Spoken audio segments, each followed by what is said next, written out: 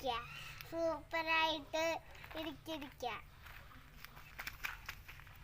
വെണ്ടയ്ക്ക അപ്പോൾ വിരിഞ്ഞ് കുഞ്ഞതാക്കി വിരിക്കാണ്.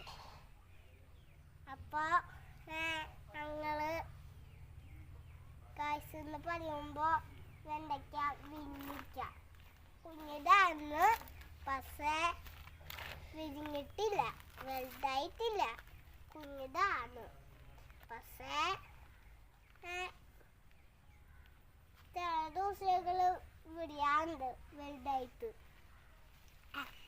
വെണ്ടയ്ക്ക ഞങ്ങൾ ചോറും കൂട്ടി തിന്നാറുണ്ട് വെണ്ടയ്ക്ക. അപ്പോൾ ചോറും കൊണ്ട് കറി കൂട്ടി കഴിക്കാറുണ്ട്. അപ്പോൾ ഞങ്ങൾ ഇൻസ്റ്റാഗ്രാമിൽ ഇത് വെണ്ടയ്ക്ക അല്ലാണ്ട് വീട്ടിൽ ഉണ്ടാക്കി നോക്കണം. എന്നിട്ട് വെണ്ടയ്ക്ക വറുത്ത് തിന്നാം. നമുക്ക് ചോറും കൊണ്ട് കൂട്ടി തിന്നാം. അപ്പോൾ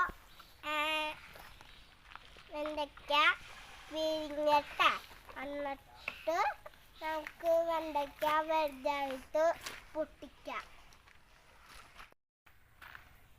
ഹലോ ഗായ്സ്, നമുക്ക് ഈ വീഡിയോയുടെ കസ്റ്റേജ് ഇങ്ങനെ ചെയ്യാം.